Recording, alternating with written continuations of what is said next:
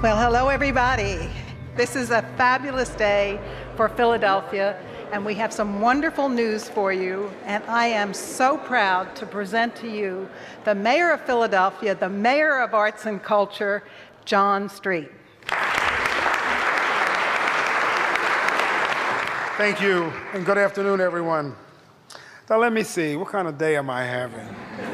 Actually, it is a very, very special moment for all of us here in the city of Philadelphia. This has been a journey, and we're not completely finished yet, but let me tell you something. It's one of those things that will make our city special for a long, long time. You will not be able to go to Houston and see the Barnes collection. You won't be able to go to Boston. You won't be able to go anywhere else. If you want to see it, you come to the city of Philadelphia. And so it is with a great sense of pride that we come here today so that the Barnes collection can be moved from Lower Merion? From Marion. Actually, I paused to tell you that I was on a bike ride not too long ago and rode right past the place. And I said, see you soon in the city of Philadelphia on the Benjamin Franklin Parkway.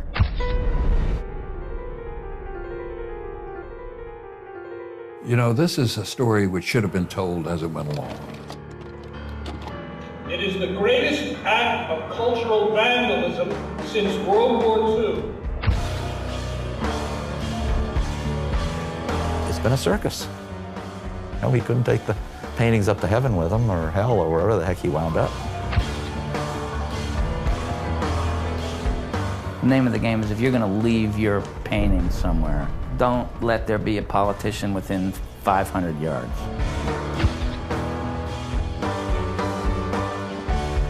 It's America's treasure to be untainted by these attacks. Culture has become big business. Culture is an industry. There's a culture industry that requires new product. This is about humanity, but you can't put dollar signs on that. I mean, obviously, you destroy something fragile when you do that. It's an example of something that's happening all across the society, and this is just one nice little microcosm that we can look at carefully.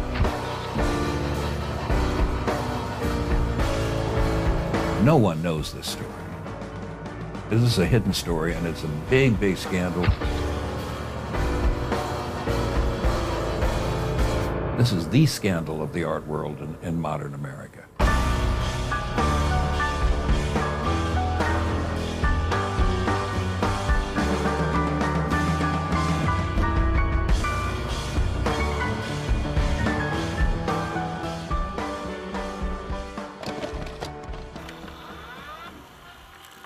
The Barnes is one of the last great personal collections in the United States. The fight now is over how closely the foundation Barnes established should follow Barnes's wishes. Here were modern paintings so important that they were the envy of virtually every art museum in the world. This is the treasure trove of the modern art of America and of the world. And this is the best of the best of the best.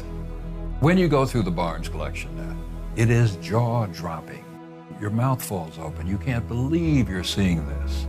And then you go in another room and it's more and more and more and more. It's just incredible. I had an art handler there, and the first time she picked up the Van Gogh Postman to move it, she walked about 3 feet. She put the painting back down very carefully, and she sat on a bench and she cried. They've got more Cézannes than the entire city of Paris. There's 181 Renoirs, wall to wall. 59 paintings by Matisse. The Joy of Life is always cited in everyone's art book because it's such an important painting in the history of art. Picasso, 46, 7 by Van Gogh, 6 by Seurat. The Seurat models, now of course that really is sort of a spectacular thing that there is no equal for. Simply the concentration of the work of these particular masters is unrivaled. The Louvre doesn't have it. The Museum of Modern Art, the Metropolitan Museum, they don't have it. If you've been to any other museum, You're used to walking in and seeing these white walls and these paintings hung up. You know, it's like a shopping experience. Barnes wasn't interested in a mass experience. He was interested in a quality experience.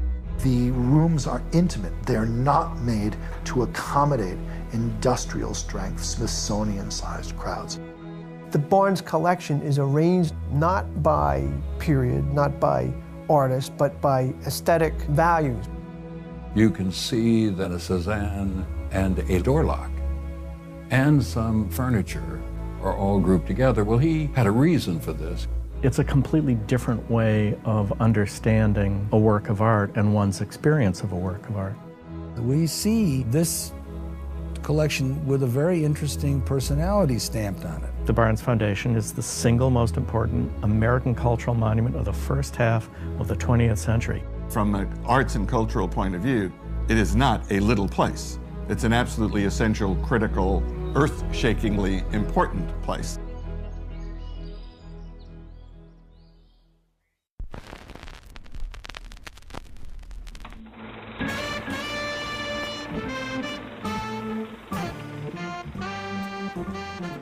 Well, Albert Barnes, I've come to think of as really an extraordinary character because, I mean, he tends to be dismissed as this sort of a bizarre curmudgeon, but in fact, I think he's something of a genius. Dr. Barnes is a particular interest of mine because I'm fascinated that this working class man from Philadelphia who's boxing to help pay his university fees, how this young man creates one of the most beautiful collections of early modern art in the world. He was a brilliant kid who came up out of the smoke and became very successful. Dr. Barnes made his way into the University of Pennsylvania and then its medical school. He realized that there was a market for a substitute for silver nitrate, which at that time, a drop or two was put in the eyes of almost every baby born in America to protect them from venereal disease.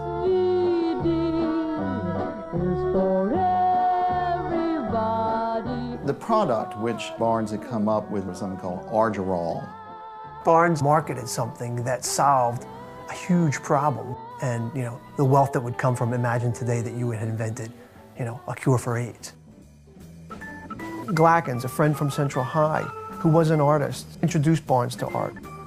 Barnes, being this curious type, immersed himself in it in the same way he immersed himself in any other objective scientific problem. He wanted to learn about it, he wanted to understand it. But here he was in Philadelphia, right? Philadelphia didn't have a clue. The money people who were very conservative did not have a sense of progress. Barnes did. When he started going to Paris, trying to understand what was happening with modern art. Barnes's taste is pretty well formed in about 2 or 3 years, and he has a feeling that Renoir and Cézanne are the pillars of the modern movement. He also then sees that Matisse and Picasso are the continuators of this great tradition. Barnes was way ahead of his time. He was ahead of his time artistically, intellectually, culturally, politically.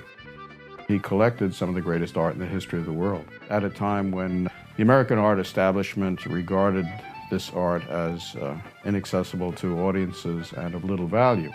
Just think, the Museum of Modern Art was in existence. The Philadelphia Museum of Art was in existence.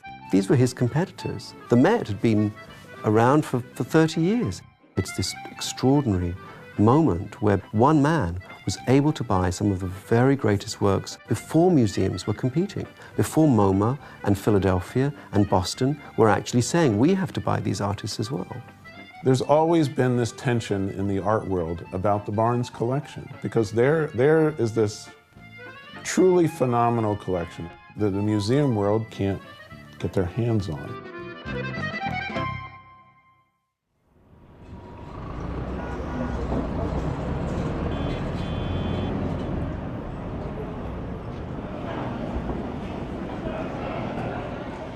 We're at Sotheby's at a preview for their big Impressionist and Modern sale.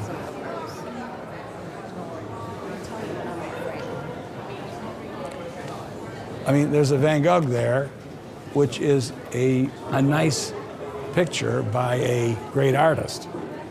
This is not a great Van Gogh. They're estimating 35 million. I suspect in this market with this liquidity it will go much higher than that. It's not Barnes-worthy. He would not have bought that Van Gogh, but it is a Van Gogh.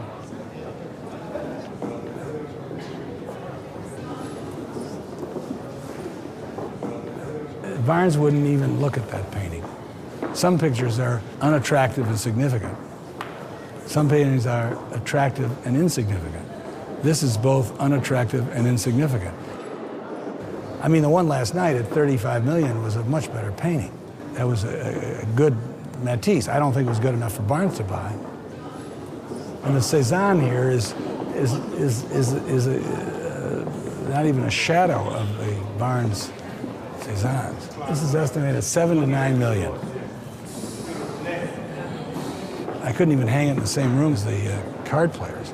But the card players would be probably beyond certainly any individual's capacity. So, I mean, how much money is in any one place? The Getty couldn't afford it. You'd need some sort of a nation to buy it. L0011. You're going to see prices in the contemporary sales that will make your head spin. Now, start bidding at $20 million. At $20 million here, $20 million.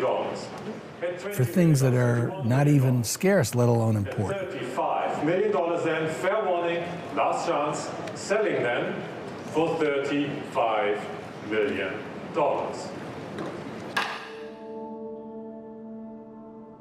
There certainly aren't any collections like the Barnes anywhere anymore in private hands. What is a collection like this worth?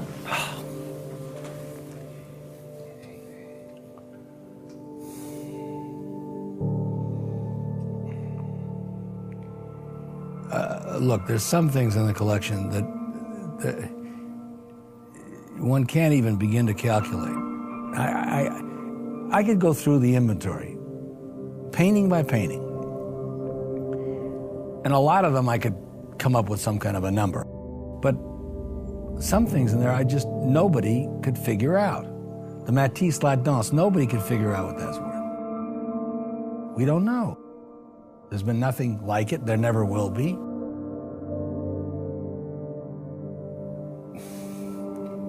It's worth billions. I have no idea what it's worth. The Cézanne card players, I mean, what is it worth? 500 million? Or the other one 500 million? I mean, we're talking about billions and billions.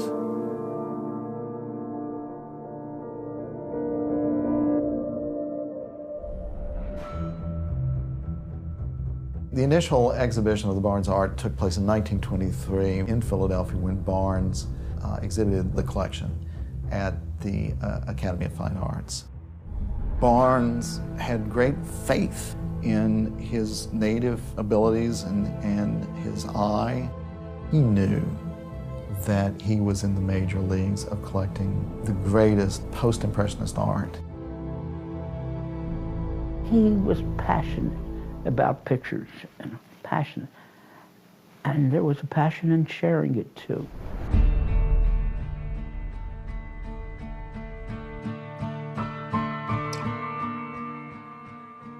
The art critics, the Philadelphia Inquirer, and other people, they just trashed the collection.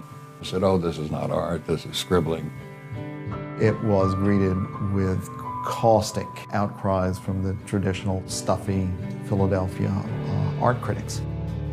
And Barnes was dismayed. I mean, he was just dismayed to have these provincial yahoos who thought of themselves as sophisticated art critics just denouncing. I think it must have had a profound influence in his dealings with him for the rest of his life. He determined that never, never would they get their hands on this art.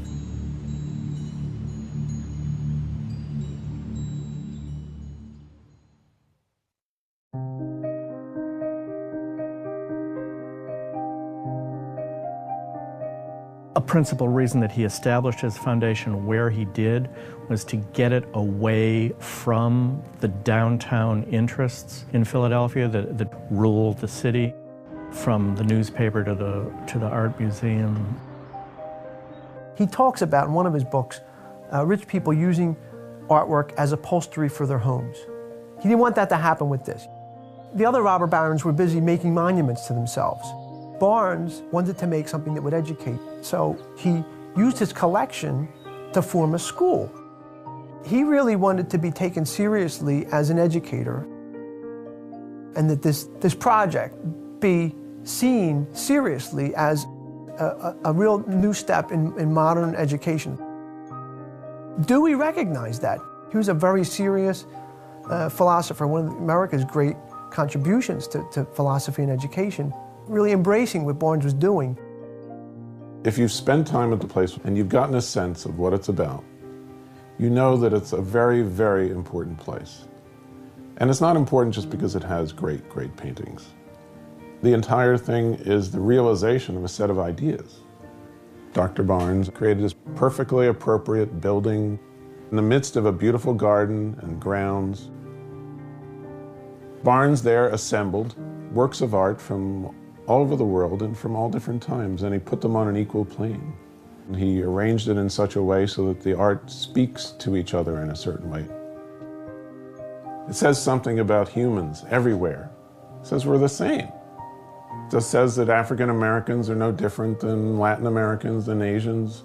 We experience life in the same way. We show it in different ways, but the basic fundamental experience of life is the same. This is one of the many things that they say at the Barnes Foundation that makes so much sense, that art isn't something separate from life. It is life.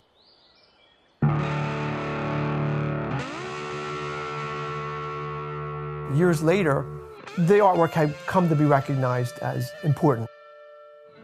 Everyone was so offended that they couldn't go because it was closed on a Monday, and how dare you, I've shown up with my chauffeur. Well, fuck it, Barnes didn't really care about your chauffeur. He had a school to run, and he saw that very seriously.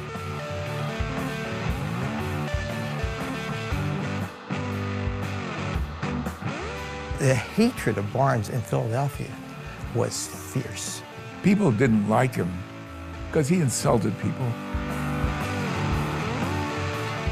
He didn't have much regard for Philadelphia society.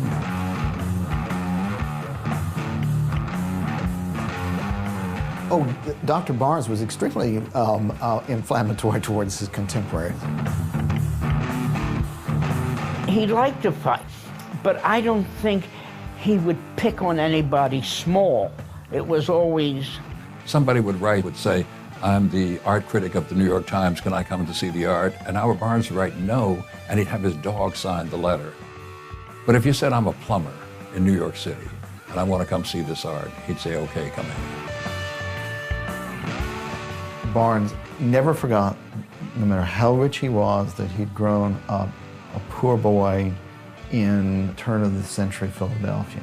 And this set him at odds, not only with the arts and cultural community, but with the political community. He was a New Deal liberal Democrat. This particularly put him at odds with the family that owned the Philadelphia Inquirer, which was clubbable and muffled and waspy. The Inquirer was the organ of Moses Annenberg and his son, Walter Annenberg. Here is a bona fide plutocrat, a right-wing Nixonian, as he later would be, ambassador to the court of St. James. It's like gone back to wearing knee breeches and these ridiculous costumes. How more ludicrously right-wing could you possibly be? This man who liked to phone Richard Nixon in the middle of the night and share jokes together. Barnes and he were always at odds, always fighting. The Philadelphia Inquirer was always attacking Albert Barnes for not opening it to the public, not doing the things they thought it should do. Well, he did the things he thought he should do, and it was his art. Why couldn't he do what he wanted? One of the problems with Walter Annenberg is his father was a gangster, okay? He went to jail for tax evasion, which is what all gangsters go to jail for, unless you can really catch them with the knife in their hand. In the end, the feds agreed to give his young, callow son, Walter, a pass if the old man copped out and took a longer term. So his father was sent off to federal prison and was only released as he was dying of a brain tumor. And this is something that Walter Annenberg never forgave the Democrats for. It was often said that Albert Barnes realized this lifetime of animosity from Walter Annenberg because he said nasty cracks about Moe Annenberg and his income tax problems and, you know, the racetrack business and the mob. But there is no doubt that Walter Annenberg, who for many, many years would dominate the world of Philadelphia journalism, hated Albert Barnes with a passion.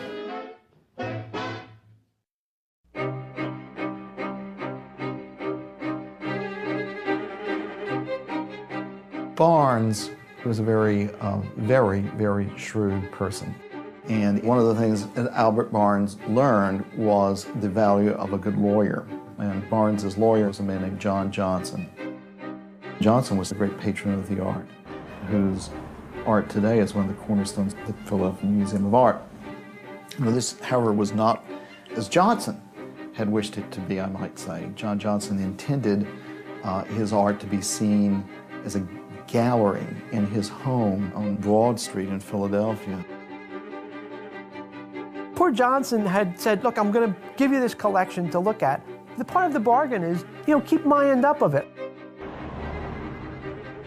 Well, after his death, the house was demolished and the paintings were moved into the Philadelphia Museum of Art, where they have been a cornerstone ever since. Johnson's art was in effect legally stolen by the powers that be.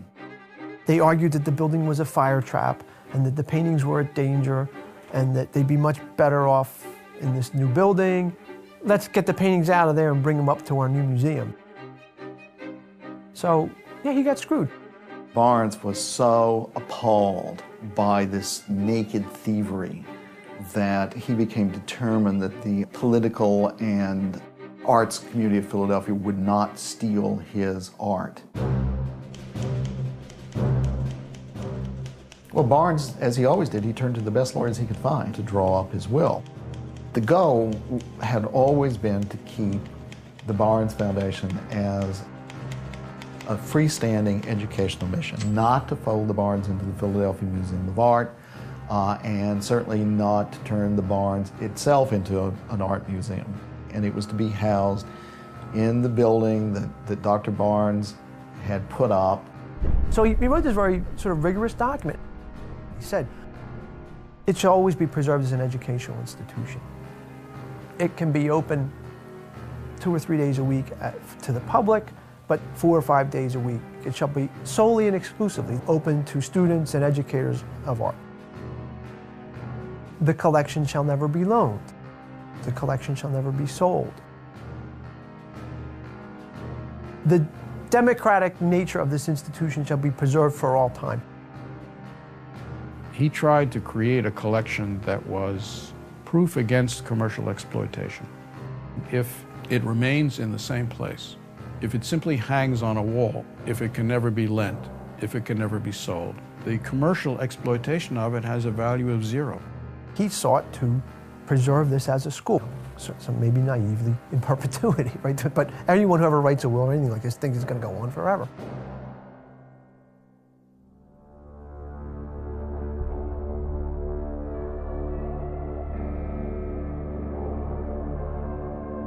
And so it was, Barnes was in his roadster, traveling between his country place and his home in Marion, when he was instantly killed.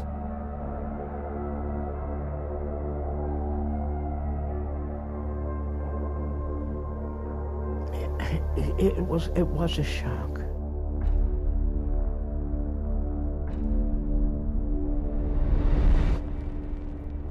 And I thought, I only hope we can keep the spirit of Dr. Barnes' ideas alive.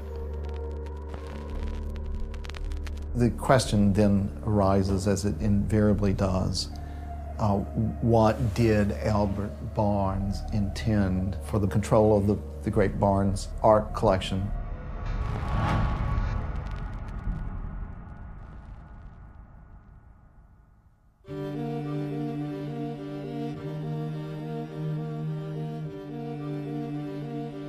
So then he died in 1951, and here we have Violetta DiMaggio, one of the great characters ever, really, in the art world, who originally came to the foundation to give French classes.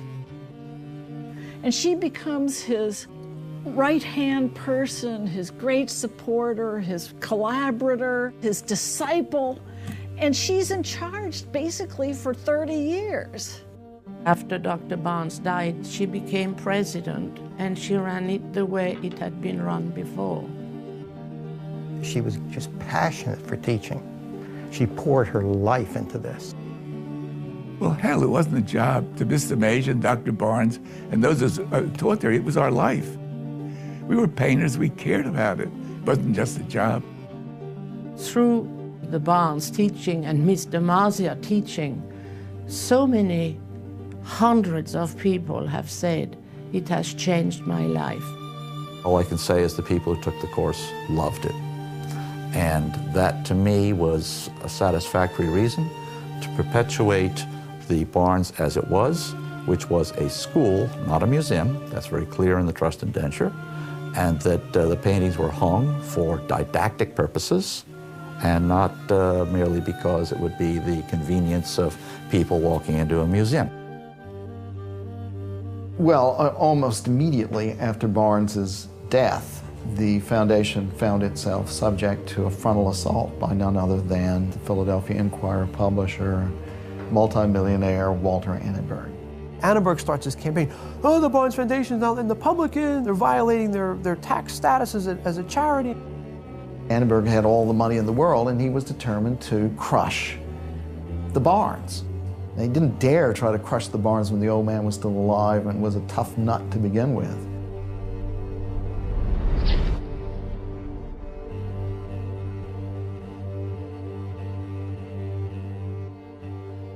When they opened the foundation, I never knew it was in the works.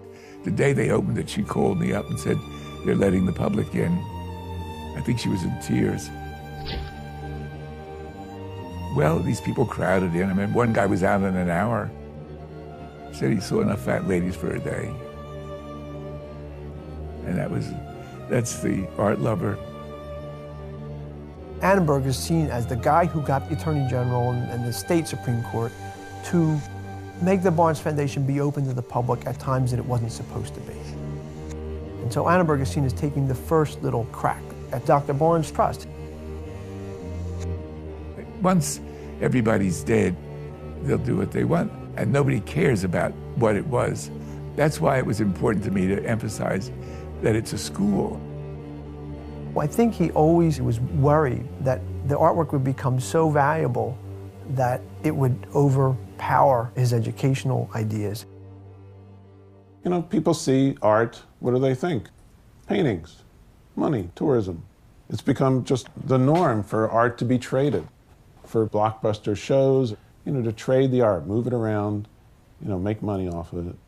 And there's all this great art that the museum world doesn't have access to. We had requests from various museums around the country. Would you please lend us 2 paintings? We'll pay all the costs and we'll send armed guards and whatever. And DiMaggio said, right there in the document, the paintings will never be removed from the walls. Absolutely no, never.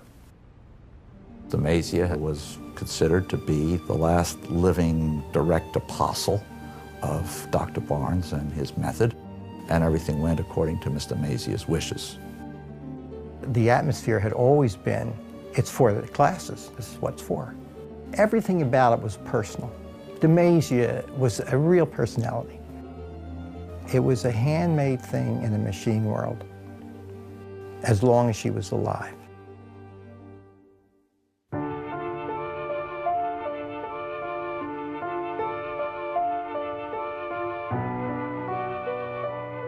she died. She was, as I said, 89. She died on a Friday in September at 1:40. Well, everything changed because Miss DeMazia died. And with her death, the question then is whose hands would inherit the Barnes? Barnes was married, but they had no children. So, no doubt, the Academy assumed, no doubt, the University of Pennsylvania assumed that they would inherit eventually control of the foundation. However, Barnes kept changing his will. Of this, there's no question. But he just didn't tell anyone this. Albert Barnes created the foundation with 5 trustees with the power to control the foundation. After the last of the trustees that he had appointed died, ultimately Violette DeMazia. Now the rub then became, who gets to appoint them? As everyone knows, Barnes was a misanthrope. He had his delicate ego badly bruised by the Philadelphia establishment, and he had a long and difficult memory. Ultimately, his will left the control of the great Barnes art to Lincoln University. When you got Lincoln there, who was just the farthest possible imaginable thing in the social scene as it then existed. Lincoln was, if you were a black man in America, one of the places to go to get a really quality education at a time when there was segregation and whatnot. My father was president of Lincoln University, and he befriended Albert Barnes. And from that friendship began a relationship between Lincoln University and the Barnes collection. Barnes was one of those rare Americans who was open-hearted about black people. You know, in his factory, he had an integrated working force when almost no industrial operation in the whole of the country had that. And he thought, maybe in the back of his mind, how could I stick my finger in the eyes of the Philadelphia art establishment? I'll show them. I'll give it this little black college. Whether, you know, his long-range objectives were number one, just getting revenge on the Philadelphia establishment. I think he said, boy, you know, I can trust these people. They're not part of that awful establishment that I hate so much.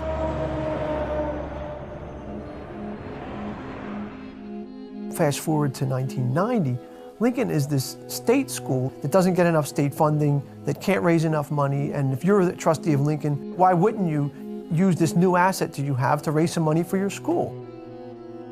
Franklin Williams, this diplomat lawyer, was made the president of the Barnes Foundation.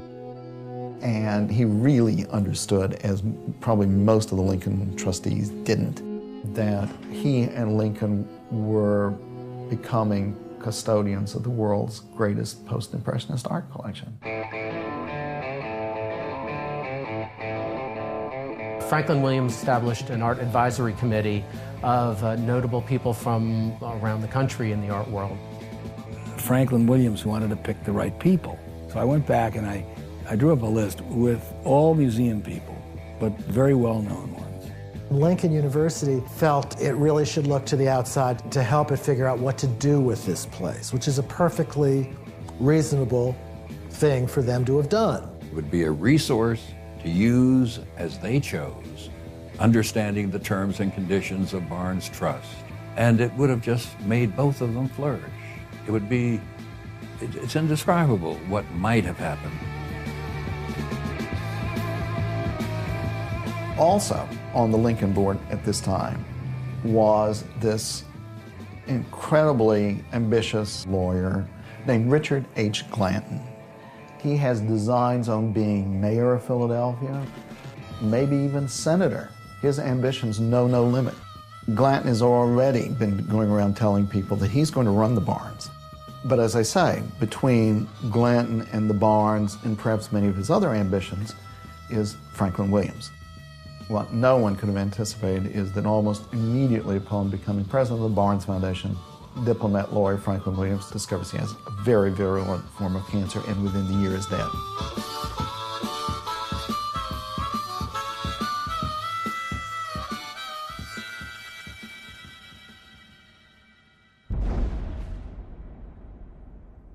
When I came there, The perception was that this dummy is fresh meat for us to devour.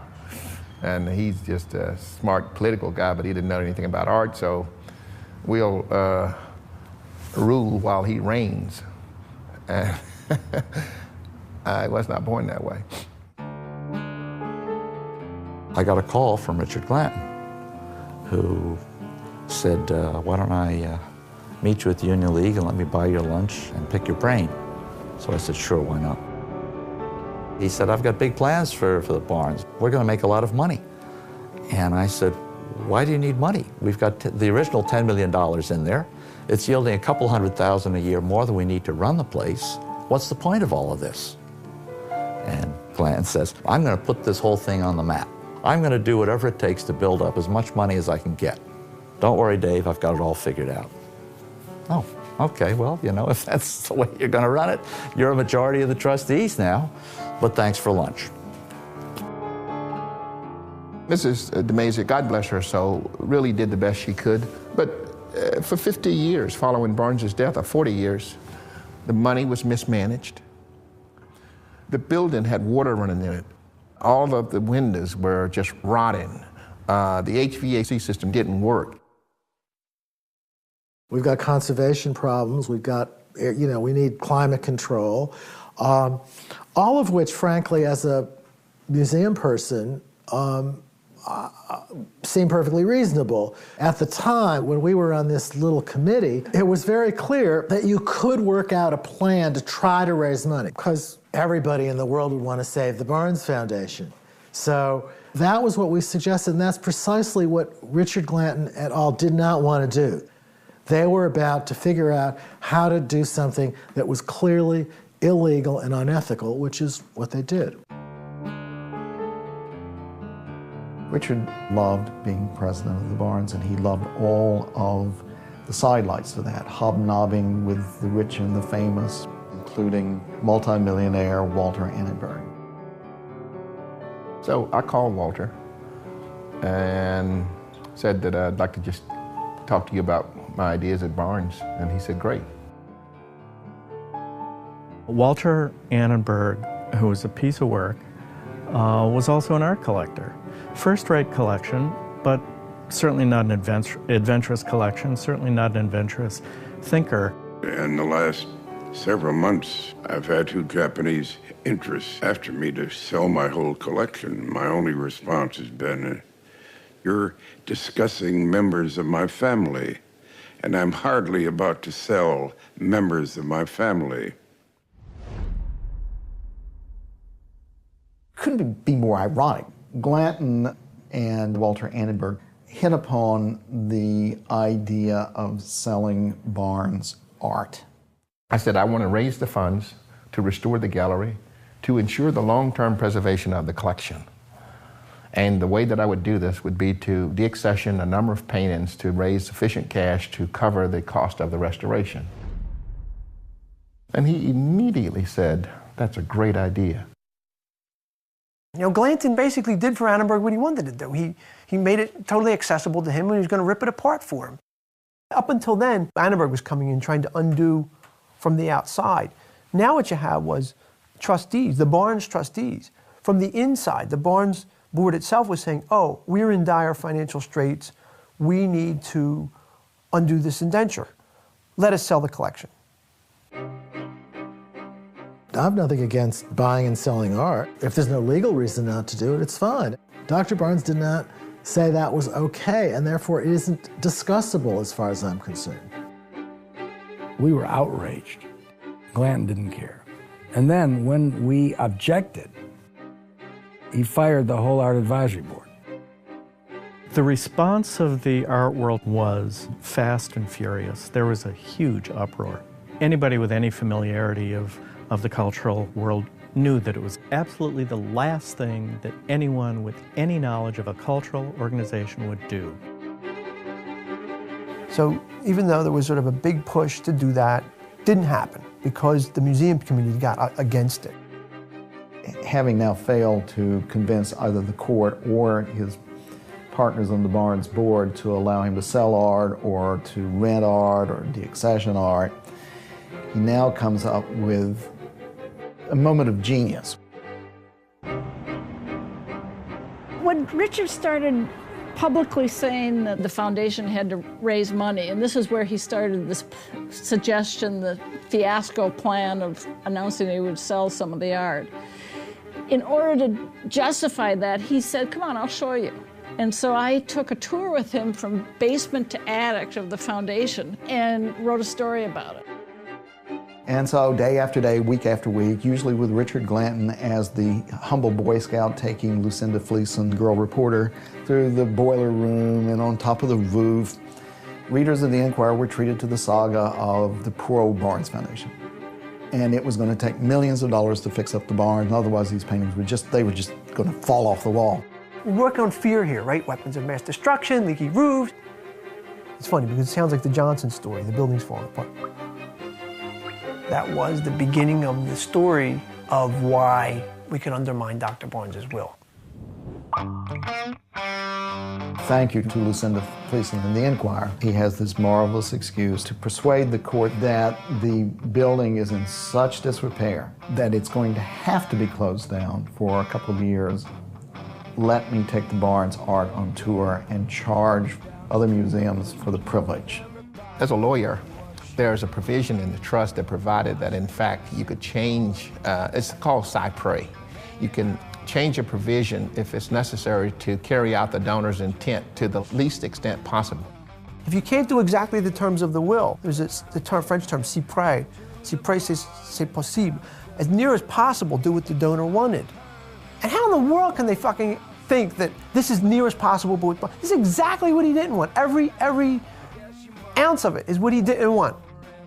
I was told by everybody that it couldn't be done. It wouldn't be done. Nobody will do it. I said, well, we're going to do this. Do what you have to and not what you're told.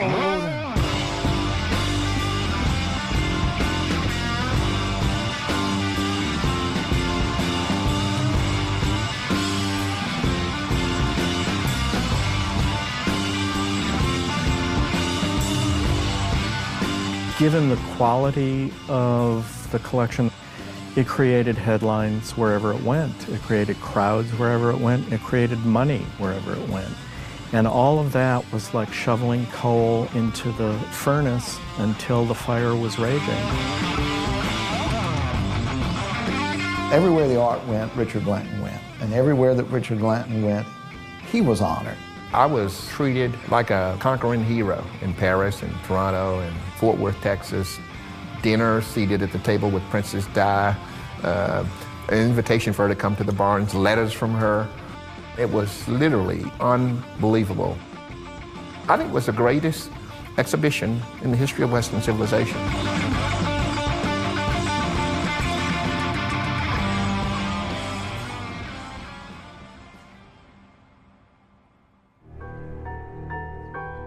The Barnes art now returned to great fanfare and well, I was going to say the biggest finger in the eye that you could imagine, but I think that was saved for later. But a showing at the Philadelphia Museum. The arch enemy, Satan's lair, reveling in their possession, temporary though it was, of the Barnes art. This is the great slap to Barnes, was that we have to show the paintings in Philadelphia too. Well, why?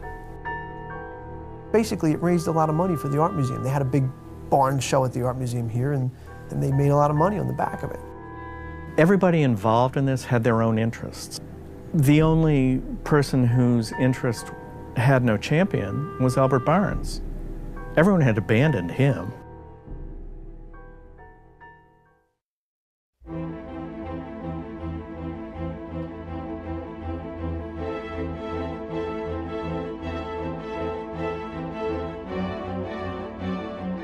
You know, the paintings come back from the tour, and Glanton wants to have this big party. Glanton's using it exactly the way Barnes didn't want it to be used, which was as this sort of social backdrop thing. I mean, we're talking all the wealthy people from Philadelphia with their Rollses and all this stuff came to the party, and they're just all up and down the tiny little Latches Lane. The Philadelphia swells came down in droves. And once again, Richard Glanton basked in the reflected glow of the Barnes art. But what he didn't reckon with was the neighbors. Chaos. It was absolute chaos. Nothing had ever happened like that in the 18 years we'd lived here. Was this the first of many? Was this, our neighborhood has now changed to this? Barnes Foundation has been here for over 70 years, lived in perfect harmony with the neighborhood for all these years, and all of a sudden it becomes the Super Bowl venue for art. This is from Quebec also. This is 3 buses today from Quebec. Our neighborhood was completely clogged top to bottom, 5 days a week. Thousands of people a week were coming and parking and eating on my lawn and parking in my driveway. I mean, it happened to all of us. My kitchen sink faces the Barnes, and I guess I spent half my life at the sink. So every time I saw a bus, I would run out with the camera and videotape it. I don't know how you pronounce that, but that's how I feel. Richard Glanton referred to me that he was being harassed by the KGB. That was me. I felt very powerful for a moment. I brought the Barnes out of the Dark Ages and opened it up. And it's weird that a few people refused to accept that. We went to the township to see about fast-tracking permission to build a parking lot. And Richard very much wanted this parking lot fast-tracked at this point. You're operating a commercial museum in a residential neighborhood. And putting a parking lot in at that time would have made it easier for you to operate a commercial museum in a residential neighborhood. We went to a township meeting. All the neighbors went to the township meeting, and people made speeches at the meeting. I got up, and in my speech, I said I understood now how a carpetbagger works. And a carpetbagger is someone who comes in from another jurisdiction, and in fact, they call judges carpetbaggers when they do that. And referring to Mr. Glanton and his management team, I referred to Mr. Glanton and his people, and that was the end of it. The township said that they couldn't fast-track a parking lot. Richard was not happy with that response. It wasn't about the cars or the traffic. It was about something else. It was about being hostile. I don't know why. You know, I just said, this is enough. I mean, I'm just gonna bring this lawsuit. Dr. Herman brought me to his house and said, Bob, I have something, but I need you to sit down. I know what I was talking about. Because of my use of the word carpetbagger and his people, they used those two phrases as the basis for a civil rights action. Glanton ordered the Barnes' lawyers to begin preparations for a suit against the Lower Merion Township Commissioners and the neighbors under the federal Ku Klux Klan Act. They accused of a conspiracy with the township to deprive them of their rights, but motivated by racial grounds. They compared not only me, but they compared others of us to Hitler. They showed pictures of people being lynched in South Carolina and associated that with the neighbors. And then I think about, what the devil did I do? I got up and I was concerned that I have buses and I can't get out of my driveway. What am I doing here in the middle of something like this being called Hitler?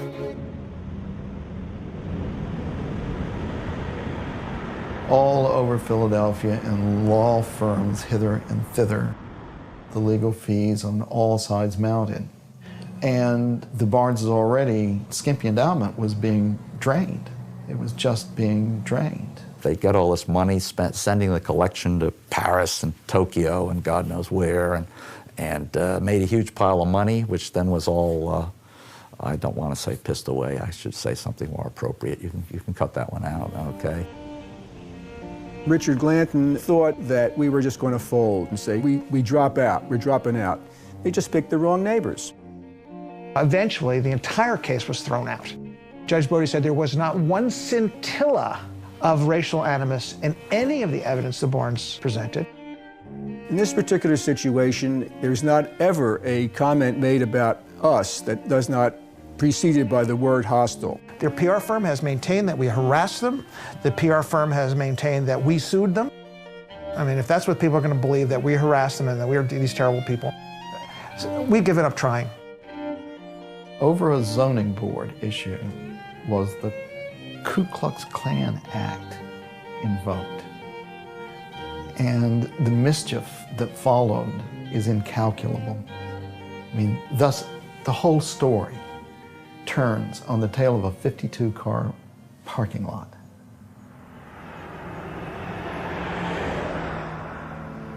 The president of Lincoln University is desperate to get Glanton out of there. And in her fury over the dismissal of the Ku Klux Klan suit, she prepared a draft letter to the trustees of the Barnes Foundation suggesting that it was time to rotate the presidency. People can have their own views. They're entitled to them. But my story is that it was a second rebirth of Barnes during my 10 years as president. I tried to do something real quick that was different because it had to be done. And I knew I had no time to mess around because, what was that dog's name? Cerebus, guards the gates of hell, was after me. I've been approached about turning the Barnes over to the Philadelphia Museum of Art on at least 2 occasions, and I was approached about turning it over to some other institutions on other occasions. But I had no intention of reigning while somebody else ruled. And that was, in their view, the end of me. They laid the groundwork, saying the money that was spent on the lawsuits ruined the Barnes, which is not true. It had more money than it had when I came in, and a new building. Curiously, Glanton said to me at the time that, this is not quite how he put it, but that he was the bulwark against the establishment stealing the Barnes. And in a perverse way, I think Richard Glanton was absolutely correct about that. I was just like, okay, here are the keys. Go do your master's bidding. Run it into the ground, into a wall. And literally, that's what I wrote the Attorney General. I said, they're going to run it into a brick wall.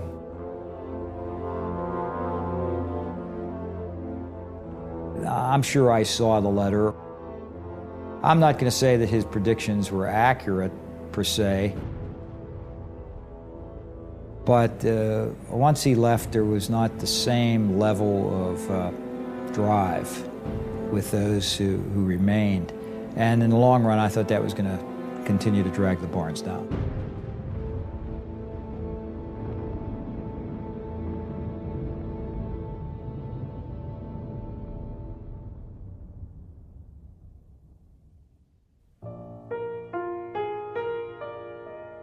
And so there we were with the Barnes board, minus Richard Glanton, with the Barnes' already parlous endowment reduced to virtually nothing. Barnes Foundation, without any funds, without an effective leadership, is, sitting in this building as a sitting duck. So these forces began to line up and work towards something that had absolutely nothing to do with what Barnes wanted. With the agreement between Barnes and the state of Pennsylvania embodied in a legal document. All of that was sort of left in a drawer while politicians and billionaires and cultural mavens and foundations got busy.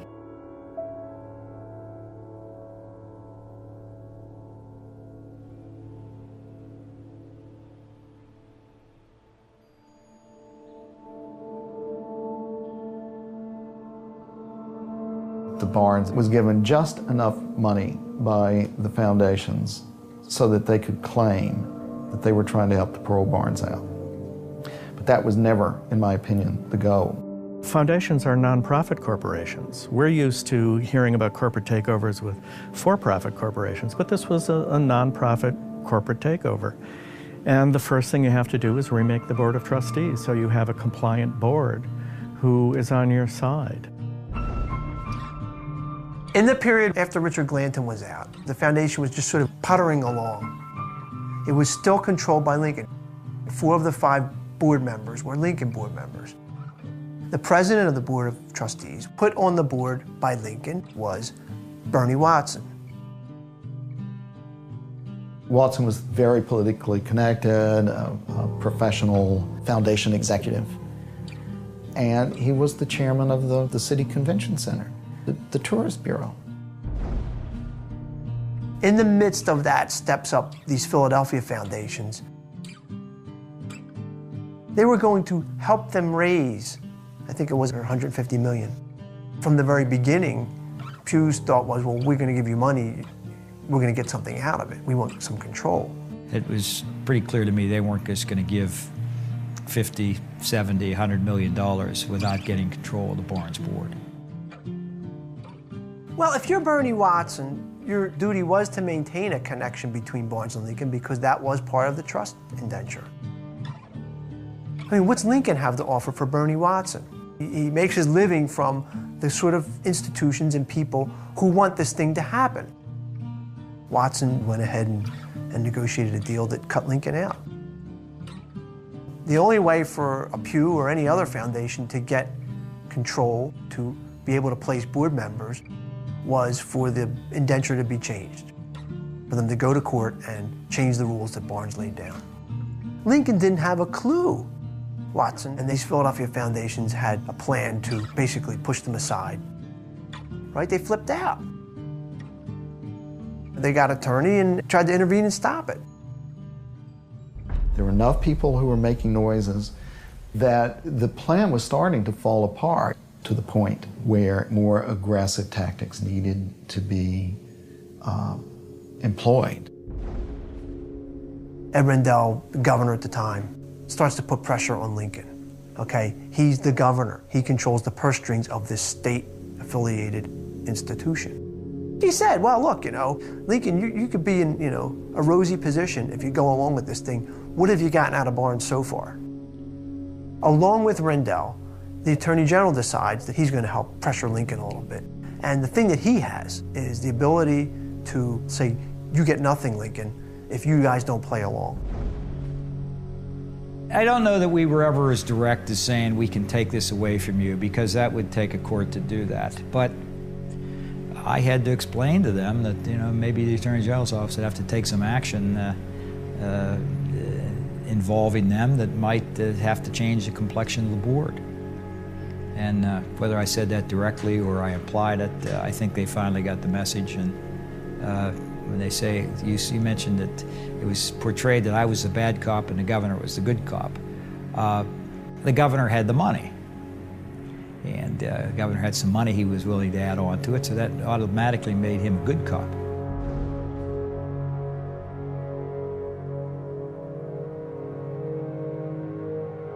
There was some money proposed for Lincoln to offset some of the perhaps perceived losses that they might have. As I recall, it was about $40 million. And I said, you tell me what you want to spend the $40 million on. That's not a whole lot of money to some schools, but it's a whole lot of money to Lincoln University. I think that was part of the price of Lincoln letting go. They weren't blackmailed into agreeing with this at all. If you ask the board, I made it abundantly clear to Mr. Scott and others that they were getting this money regardless.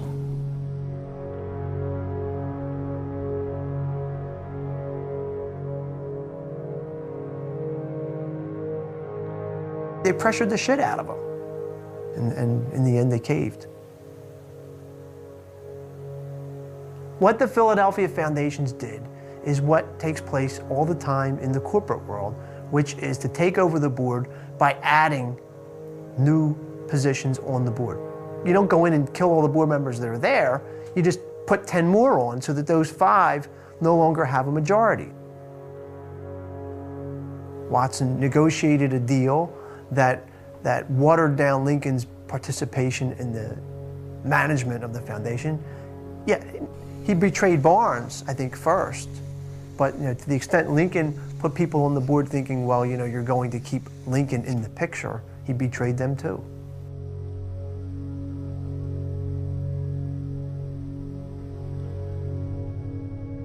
They sold Lincoln University for a shekel. They sold it down the creek, and they had no right to do that. and the Philadelphia establishment, who he determined that never would they get their hands on this art, now have it in their hands.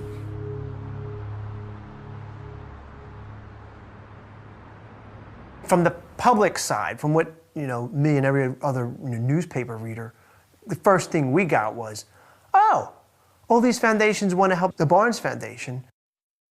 Foundations are, they're there to serve public needs. I mean, they get tax benefits. So these places, whether it's Pew or Annenberg or anybody else, they have public responsibilities. The responsibility should be, how do you keep this going? Not how do you exploit this, how do you preserve it? They didn't say what their real goal was. What was their real goal?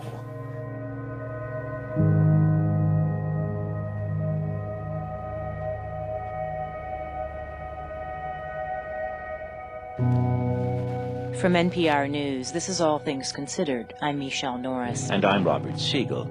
After 2 years of legal battles, one of the world's leading collections of Impressionist art is getting a new home. Today, a Pennsylvania judge ruled that the Barnes Foundation can move its collection from the suburbs to a new gallery in downtown Philadelphia. Dr. Albert Barnes made his fortune selling pharmaceuticals. He spent it acquiring paintings by Matisse, Picasso, Renoir, Cézanne, and other masters. But 2 years ago, the foundation that oversees the art announced it was broke. Since it's prohibited from selling any of the works hanging in its Lower Merion gallery, it asked for a court's permission to move the art to a new gallery in Philadelphia where it could draw more visitors and raise more money. Rebecca Reimel is CEO of the Pew Charitable Trusts, one of 3 philanthropies that are offering to raise $100 million for a new gallery and $50 million to replenish the foundation's depleted endowment. The judge felt, and of course we have felt since the beginning, that this is not only honoring the donor's intent, but making sure that the collection will be available for generations to come. Barnes officials were giddy today, but admitted there was much work to be done before the paintings leave Lower Merion for good. The foundation became fiscally impossible to sustain in its current location. I think it was 3 or 4 executive directors came in and tried to make the Barnes financially sustainable in Lower Merion. They failed. There were very strict limits on the number of people who could visit. The community was very hard on being sure those limits were adhered to. You've got this magnificent collection being hidden away from the world. Down in Philadelphia, 10 times more people a day can be able to see it. And it's too small. It's too small. The building is too small. There's such an emphasis on preserving the artistic ensemble method that Barnes seemed to favor of hanging and arranging his paintings. So I think people will then have the kind of experience that he intended. And then you have the secondary benefit of what this would do to continue Philadelphia's drive to be a great tourism and destination city. There's so much to do, so much to see, there's nowhere that I'd rather be than Philly. Because Philly's more fun. If you were to add the Barnes to the Parkway, there isn't a couple in the United States or in Europe or Asia who's interested in arts and culture who wouldn't come to Philadelphia for at least a long weekend. Visitors here spend over $17 million a day. So if you have more visitors, and my understanding is that even looking at it conservatively, the Barnes located on the Parkway would be able to accommodate 4 times as many visitors per year. So you can start doing the math. This collection should be shown to as many people as humanly possible in the best, easiest to get to setting that we can do. This was always a no-brainer for me. It wasn't a tough decision at all. Book our 2-night package any day of the week and see why Philly's more fun when you sleep over.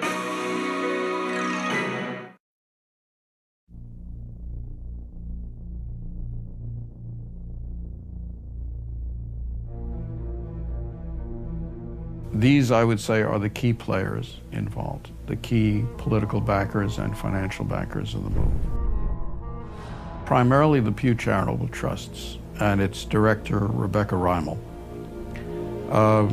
in consortium with, or as I like to put it, as part of a cabal with the Lenfest Foundation. That's Jerry Lenfest, who has a powerful conflict of interest as the chairman of the trustees of the Philadelphia Museum of Art. Supported by Governor Rendell and Mayor Street, and Lenore Annenberg, the widow of the late Walter Annenberg, who spent much of the last part of his life trying to gain possession of the barns.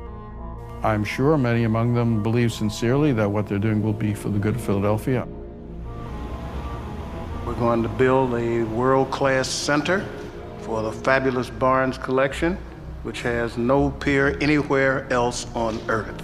And I'm delighted to be here today with the mayor to make sure this is done in the appropriate way, with intelligence, with reason, and compassion.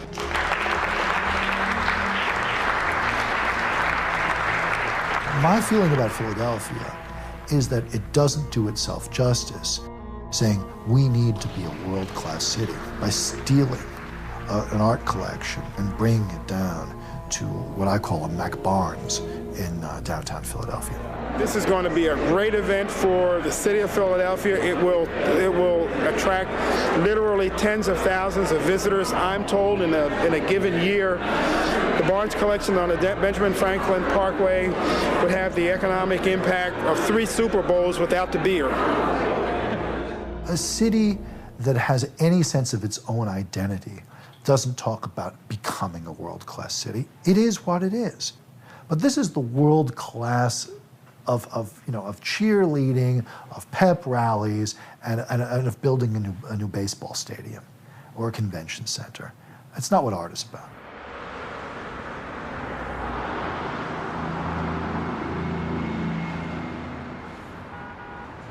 I see the people who are attempting to move the Barnes Foundation as vandals.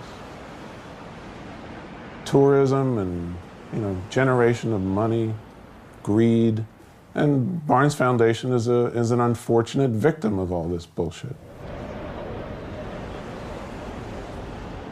We're at 20th and the Parkway, where they intend to build a new Barnes Foundation, and they're having some kind of party here, thinking that they're going to go ahead with this plan.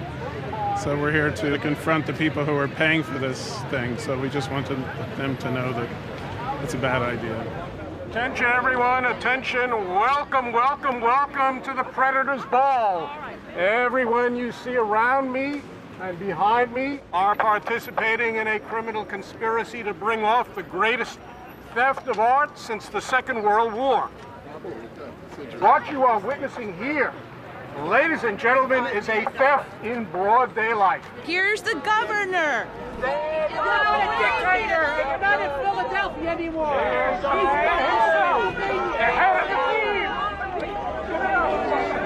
Dishonorable Edward G. Rendell.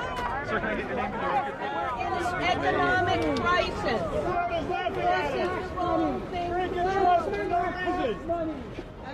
Please don't break the trust. Moving from Montgomery County. No integrity.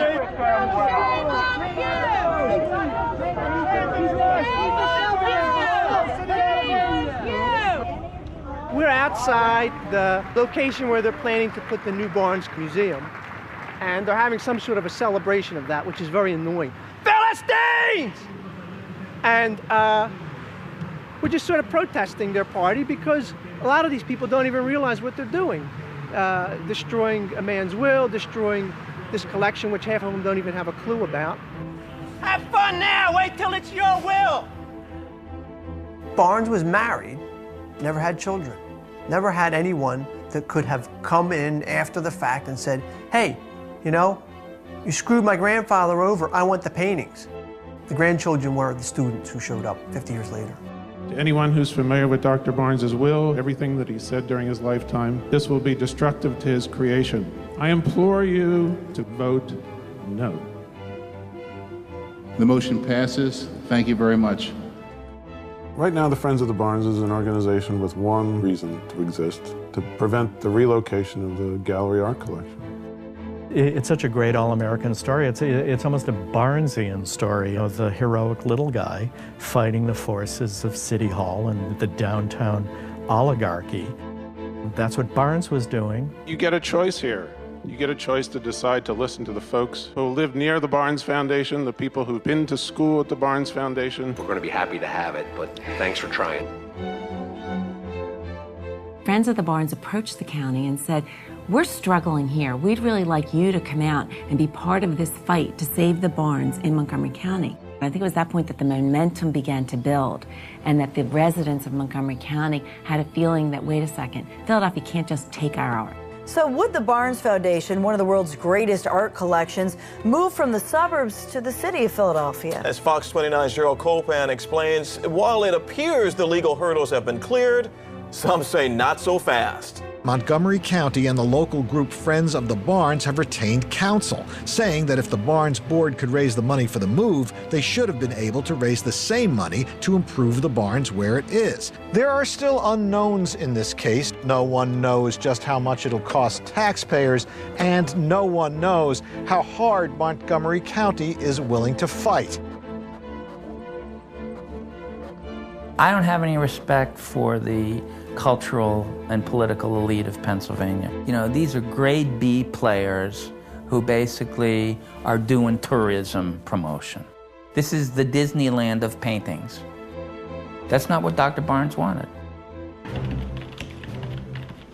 My primary goal is to reopen these proceedings by filing a petition and persuading this judge that there were things that he didn't know about.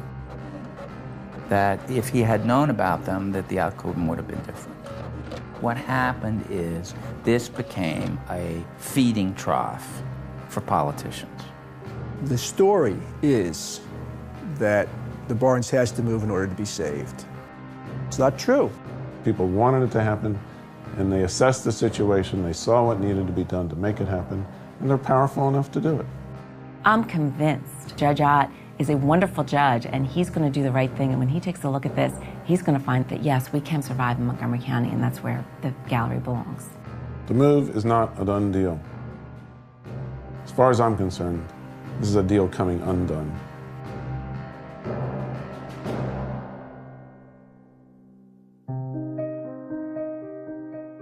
It was a combination of the establishment forces, and I think they focused on it like Ahab focused on the white whale. And I think the objective took over. And I don't think that anybody there thinks about Barnes or alternatives or consequences. I think that this is the glory they wish to capture. The reason it was permitted to move to Philadelphia was because the presentation by the foundation showed that it was financially not feasible to stay in Montgomery County and to survive. It was going down the tubes, and there was no soluble answer to its problems. If anybody can't fund the Barnes, which is a tiny little budget, out of the private sector, then they ought to find another job. You can't get enough people in because of the restrictions and the parking problems. They couldn't get enough people into the Barnes to see it, to make it even close to financially workable. The truth is, that's not the way it is anymore. Lower Merion Township on its own did go ahead and they changed the zoning restrictions. The township was able to say to the gallery, you're allowed to admit more persons per day and open the gallery more days per week. So there is real potential here to bring in more revenue. There was no movement whatsoever from the foundation, so they didn't allow themselves to take in more visitors and to gain more revenue. And the supposition is that the trustees liked it that way because they didn't want people to feel the ease of accessing the Barnes Foundation, that they wanted people to say, get it out of there, bring it to Philadelphia where we can get into it. There are a lot of ways this gallery can remain in Montgomery County. There was a deal offered to the foundation. We estimated $50 million. The county would float a bond for $50 million, which enables the foundation to have an endowment, an ongoing endowment that would allow it to remain in Montgomery County. You know, in 6 weeks, the Barnes Foundation could have $50 million in the bank, and, you know, they could be fine. This was all opened up to the foundation for purposes of negotiation. There's a way we can make this work. We had a response back from the foundation outright saying, we're not interested in this. There's got to be a reason that they're not interested in responding to that. They never wanted to raise money. They wanted this place to go bust. They wanted it to go bust so that they would have a reason to bring people in, to dissolve the indenture, because they could then argue that they couldn't operate on the basis of the indenture, and then that would give, they could do it with impunity, and then get autonomy to operate the way they wanted. So anybody that tells me there wasn't the money to keep it where it is nonsensical. The forces wanted it moved no matter what.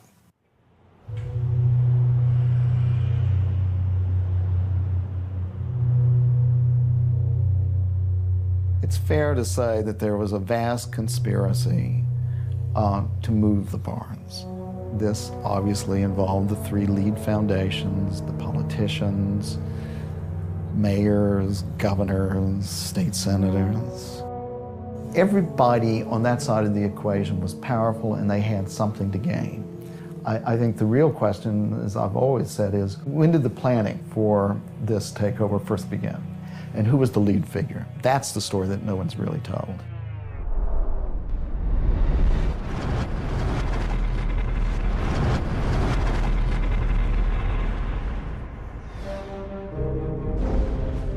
In 1995, after sending the collection on tour, the paintings came back to Marion. There was a gala dinner to celebrate this, at which a local billionaire, Ray Perlman, had a little idea. A man by the name of Ray Perlman, who was then, I think, chairman of the board of the Art Museum, came to see me probably in the middle of my 8 years as mayor and suggested that I get active and try to convince the state to move the barns. For the Art Museum wanted to, obviously, to run it, the benefits to the city of Philadelphia, et cetera, et cetera, et cetera. So that was probably the 95, 94, 96, in that area. My only personal contact with Ray Perlman was to have him scream at me over the phone, while at the same time taking credit for the decision to move the barns to downtown Philadelphia. Ray Perlman is a nasty old man. Spell my name right and make sure he knows that I'm the one who said that. Barnes did something that they will never be able to do. Ray Perlman does not have an eye for art. He never will. And I can understand he feels bad about that. He can't do much about it besides take it out of the hands of the Barnes Foundation.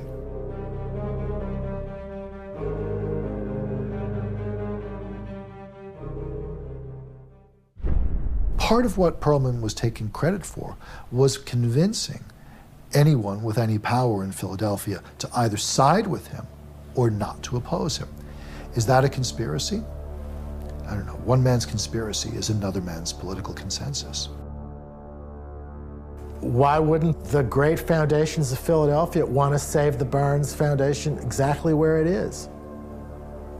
I mean, they are Philadelphia institutions. They should want to preserve a Philadelphia institution as a really original institution. Why wouldn't they want to do that? One of the nation's largest private foundations is now a charity. The Pew Charitable Trusts control $4 billion in assets. The change in status will save Pew millions of dollars in taxes, and it will have fewer restrictions on how it can spend its money. One of the other things we didn't know was that Pew was in the process of converting itself for tax reasons from a private charity into a public charity.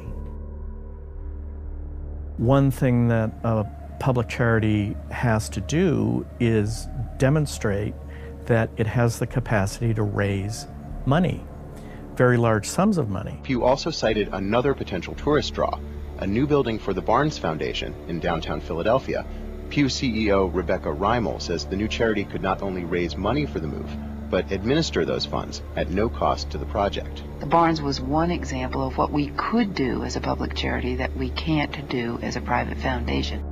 Coincidentally, Pew stepped forward and said, we would be happy to be the lead foundation to assemble the funds to facilitate the move of the Barnes Foundation.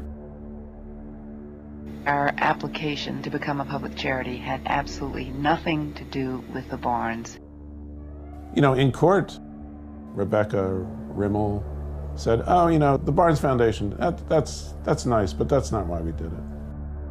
Well, you go look at their application to the IRS, that's all they talk about is the Barnes Foundation. In its filings with the IRS and the Commonwealth of Pennsylvania, it specifically alludes to being the leading force behind moving the Barnes art into Philadelphia. Look, charity is big business. If you're really in it for altruism, you're going to be a pink lady in a hospital, you're going to be, you know, going out feeding the poor from your church's outreach group.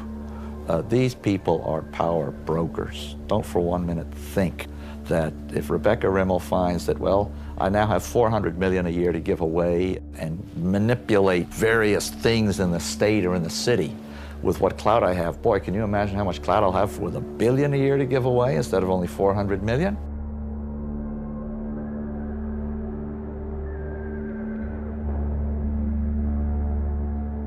And I might add, it was in the filings that for the first time we discovered that Pew had now estimated that the value of the Barnes art was not, as Glanton had thought, $4.5 billion, or I had thought $6.5 billion, but according to the Pew, it was $25 to $30 billion worth of art. The three foundations never said that they would give $150 million. They said they would raise $150 million. Even if they gave $150 million, it's the greatest bargain maybe in the history of the art world to get $25 billion worth of irreplaceable post-impressionist masterpieces for what for them is a drop in the bucket.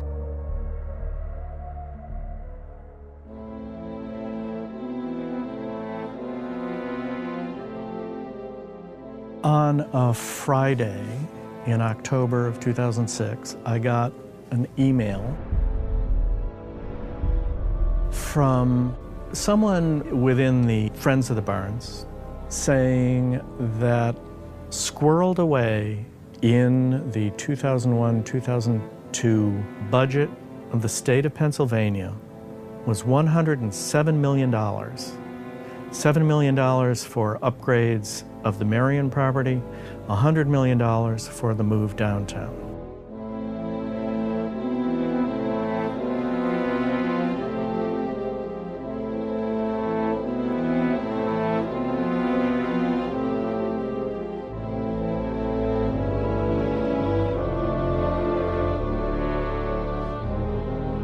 It's amazing to me. In the case, I called the appropriation the Immaculate Appropriation because it had no father or mother. Nobody knows who asked to put the money in. So maybe it was divine inspiration. We don't know. The budget bill is a very thick piece of legislation, and 99% of the other members of the General Assembly, I'm sure, didn't know when they voted on that capital budget bill that particular project was in there. It was never publicized, the judge didn't know, but the people who were trying to take over the foundation, within that group of people, it would be unbelievable that nobody knew. The rescue operation said, we will raise $100 million to build a new building in downtown Philadelphia for the Barnes Foundation.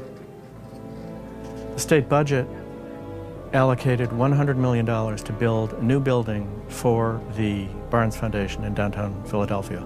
What a coincidence, a shocking coincidence.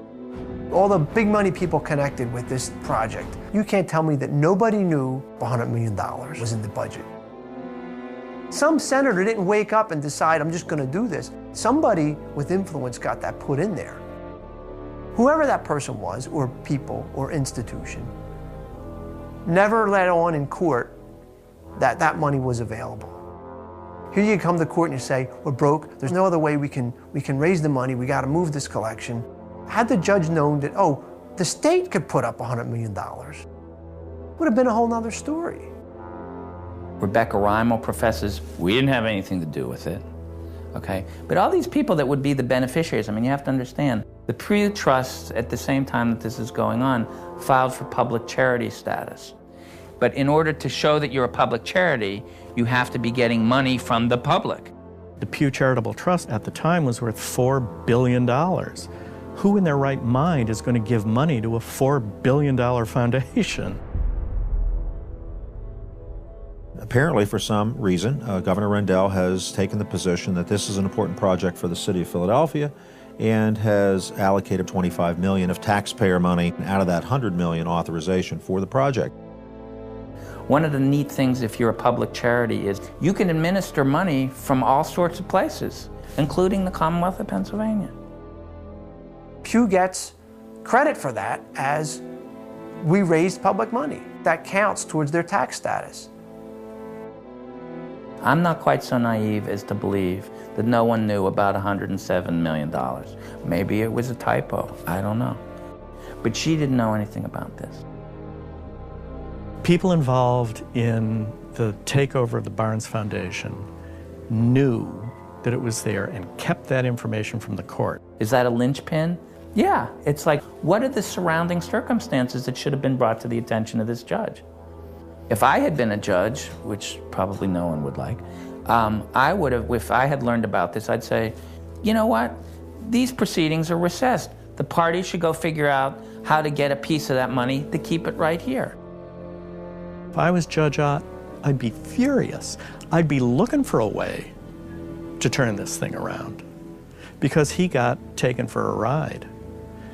I don't know many judges that like to get duped in their courtrooms. I don't know many judges that like to be made fools of. Judge Ott was made a fool of by these people.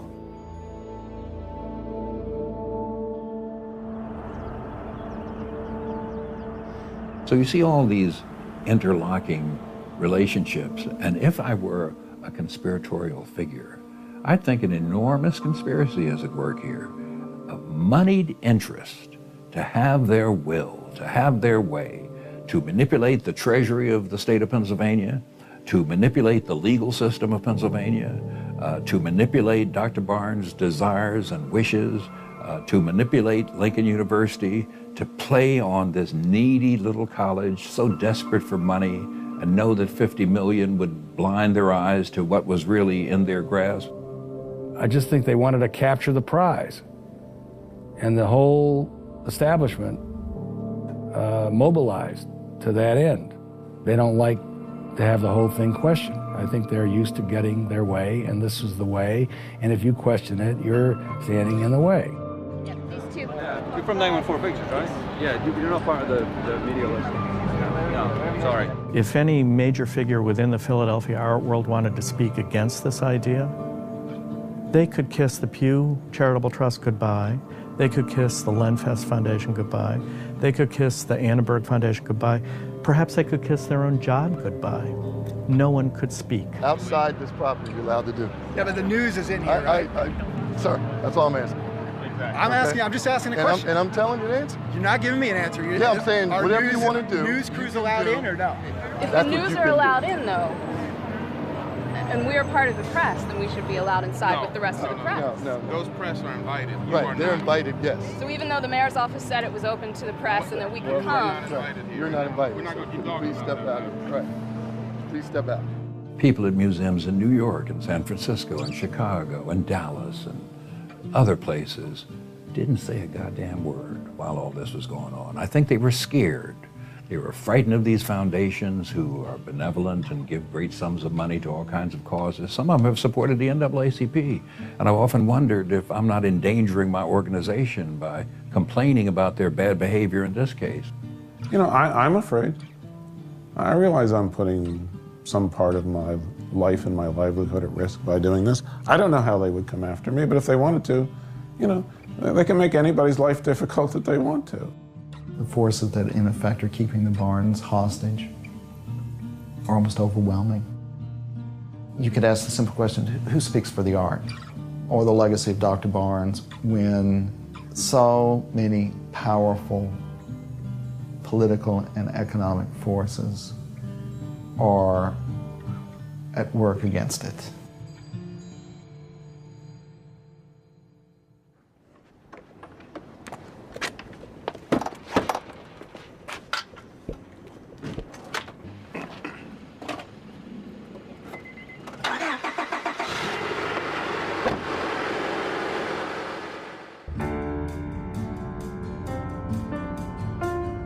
Yeah, it's a big day. Today's oral arguments, which means what both sides have already said to the judge in writing, they're going to repeat, in front of him. And he'll decide whether to grant our petition and convene some hearings to decide whether the Barnes Foundation should still be permitted to move downtown, or he'll pretty much, in essence, throw us out of court, and that'll be bad news. It's all in Stanley Ott's hands. If Stanley wants to undo it, he can undo it. He can say that he was given a lot of baloney the first time through, and the record can now be set straight, and it deserves to be set straight. And I think he's a good enough judge to make that decision. We have an obligation to do what Dr. Barnes wanted us to do. And I think that's the essence of this whole thing, that not enough was done to fully explore what can be done to keep the Barnes where it is. Some people, like the Friends of the Barnes, aren't going to let that happen, and hopefully they'll be successful. Unfortunately, the thing has gotten to be a big political football, and it never should have gotten there. In that sense, Richard Glanton was absolutely right. Glanton said, when I asked him what it's all about, he said it's about who controls $4.5 billion worth of art and everything else is bullshit. Well, no, Richard was wrong. It's about who controls $25 billion worth of art and everything else is bullshit.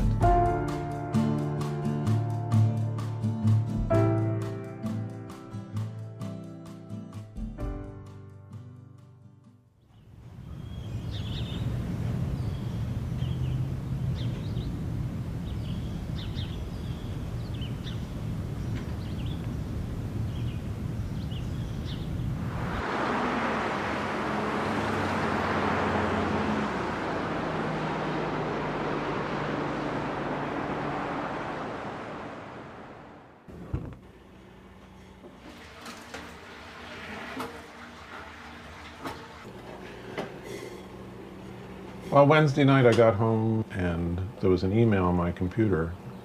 The subject headings that Judge Ott had issued his decision. He apparently has decided that he's not going to investigate any of the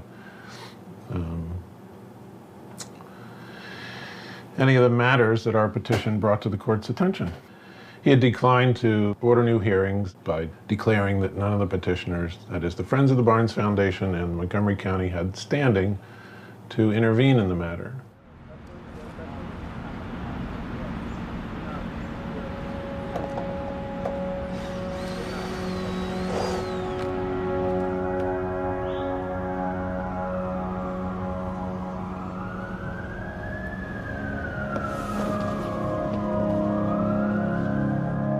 I don't think that the judge or the trustees of the Barnes Foundation or anybody who's supporting the move, who sincerely supports the move of the gallery art to downtown, that they understand what it is that they're doing. It'll be a tragedy, and it'll be a tragedy long remembered. This is not some minor thing.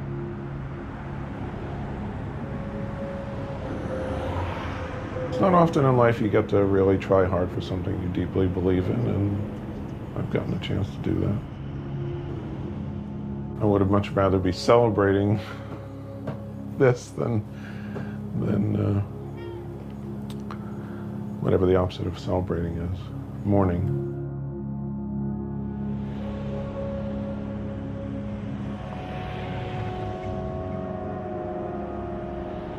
So the city gets its tourist venue. The governor does too. The governor makes his friends at Pew happy. Pew gets to control the art. Jerry Lindfast of the Lindfast Foundation is chairman of the museum. The museum finally, in effect, gets the art. It's virtually an appendage. And Annenberg people get Walter and Lenore's dream. And if it's not the destruction of the Barnes Foundation, what is it?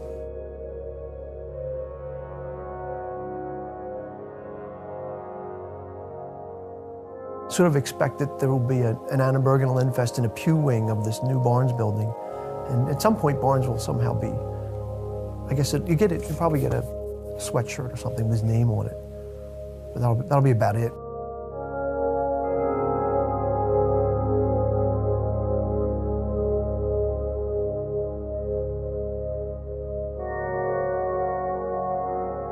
Maybe that's a way of having Philadelphia come back to the forefront and be one of the leading cities. It'll be the leader in showing people how to break trusts and how to break trust with the public. You know, maybe that's a good new role for Philadelphia. They could have, you know, ring a special Liberty Bell for it.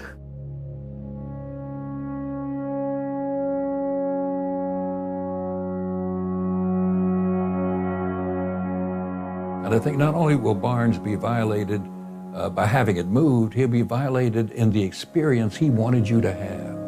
And that's important because it was his art. It belonged to him. He had the right to do with it as he chose. And these people, these vandals, stepped in and took it away from him.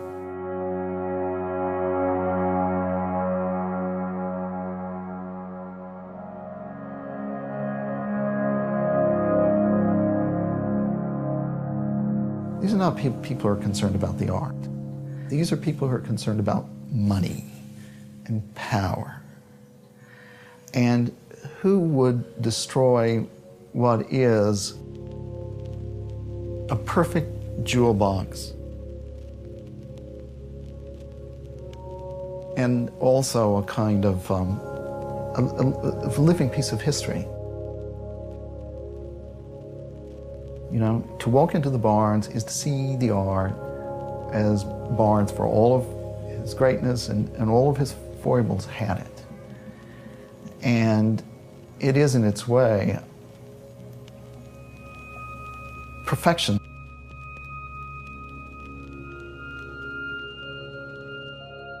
Matisse said it was the only safe place to see art in America. I'll wager Matisse against Bernie Watson and Rebecca Reimel any day. And I bet Dr. Barnes would too. I think you might say, let Matisse speak for me.